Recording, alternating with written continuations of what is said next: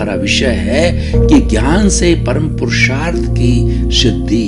भाई और बहनों, बहुत ही सुंदर विषय है। इस पर घंटों घंटों पर जो है बात की जाती है। वो जैन धर्म में कहा गया है कि सम्यक दर्शन ज्ञान चारित्राणी मोक्ष मार्ग, ट्रिपल ज्वेल्स है, त्रिरत्न है। क्या है? सम्यक दर्शन, सम्यक ज्ञान और सम्यक चारित्र और सम्यक तप।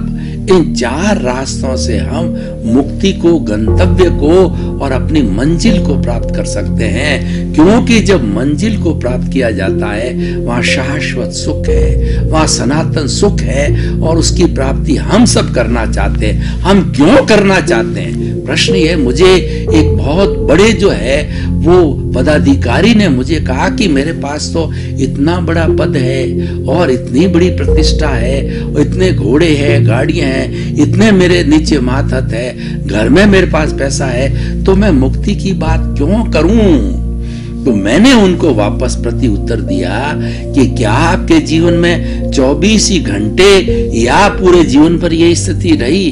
नहीं। उन्होंने कहा मैं जब बचपन में था तो मेरी ऐसी स्थिति थी कि हम बहुत से भाई बहन थे, हमको 2 जून की रोटी भी नहीं मिलती थी। धीरे धीरे विकास करके ये स्थिति को प्राप्त किया। तो हमने कहा अब ये दोनों जीवन को आप पता करिए और ये हमारे प्रतिदिन जीवन के अंदर ये धूप छांव की तरह है। सुबह दोपहर शाम में तीनों टाइम हमारे भाव बदलते हैं, तीनों टाइम मूड बदलता है। कभी सुख का मूड होता है, कभी दुख का मूड होता है। आप गहराई में जाकर के देखिए, हो सकता है कि वो सुख जो है ज्यादा हो, दुख कम हो, पर दुख जरूर आता है क्योंकि हर संजोग के साथ में वियोग जुड़ा होता है। और ये हमारी जो सृष्टि है, ये संसार है, हर क्षण बदलता रहता है।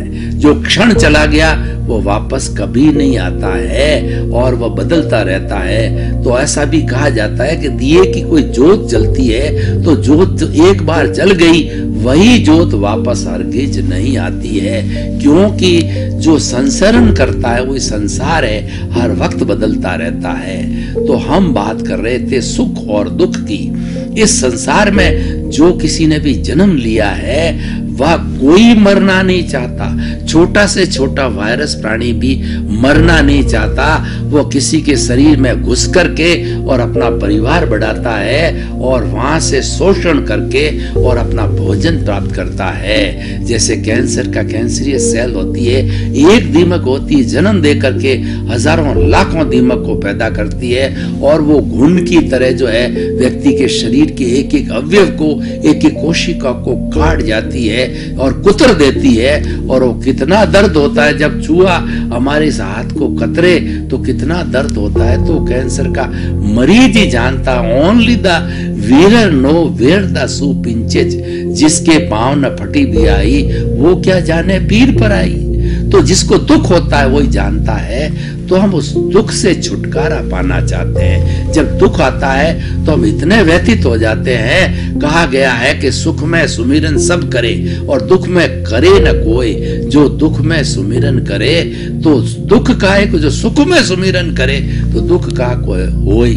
हमारे को आनंद की स्थिति प्राप्त हो गई, हम ईश्वर को भूल जाते हैं क्योंकि सुख की स्थिति है। दुख आता है 24 आवर्स ईश्वर को याद करते हैं। तब जो है कबीरदास जी कहते हैं कि तुम्हारे सुख हो तो ईश्वर को मत भूलो, कभी दुख आएगा ही नहीं। ऐसा कहा जाता है कि जो दूसरों के आंसू पहुंचता है उसके आंख में कभी भी आंसू नहीं आते हैं। God help those who help themselves. जो अपनी स्वयं की मदद करता है ईश्वर उसकी मदद करता है। आप तो परोपकार करते रहिए, आपको अपनी चिंता नहीं है। परोपकार में आपका आपका जो उपकार तो समाहित है। हम कोई अच्छा कार्य करते हैं तो हमारा तो अच्छा ऑटोमेटिकली है, हमारा अच्छा करने की जरूरत नहीं है। आप तो दूसरों का अच्छा करिए, दूसरों के अंदर आप हाजिर है। जैसे मैं बोलता हूं, मैं शब्द में मैं अकेला ही हो गया और आप सब में हमारा समूह होता है और हम सब विश्व के नागरिक, पूरे 7 अरब की जनसंख्या आ गई। एक बात को कहने के 3 तरीके हो गए। मैं जो है ये स्वार्थ और हम हैं ये परार्थ और जो हमने कहा संपूर्ण विश्व, हम सब, ये क्या है? परमार्थ। ये जो है वो है परमार्थ होता है। तो भाई और बहनों, हमें दूसरे की चिंता करनी है, और दूसरे की चिंता करेंगे तो दुख नहीं रहेगा। तो हम सुख और दुख की बात कर रहे थे, तो आज हमारा विषय है, उससे सुख प्राप्त होता है। विषय क्या है कि ज्ञान से परम पुरुषार्थ की सिद्धि। हमारा परम पुरुषार्थ क्या है, पहले ये जानना चाहिए। हमारा परम पुरुषार्थ है अपने स्वभाव में रमण करना।